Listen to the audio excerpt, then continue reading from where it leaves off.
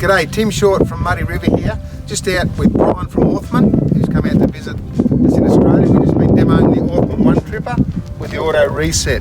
What we've got here is a 4-row unit at 70 centimetre spacings.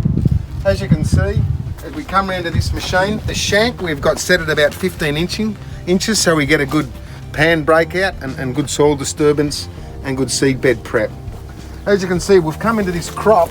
This is a pretty high crop. It's about 70 centimetres high. It's got about 6 different mixtures of grasses put in it and crop.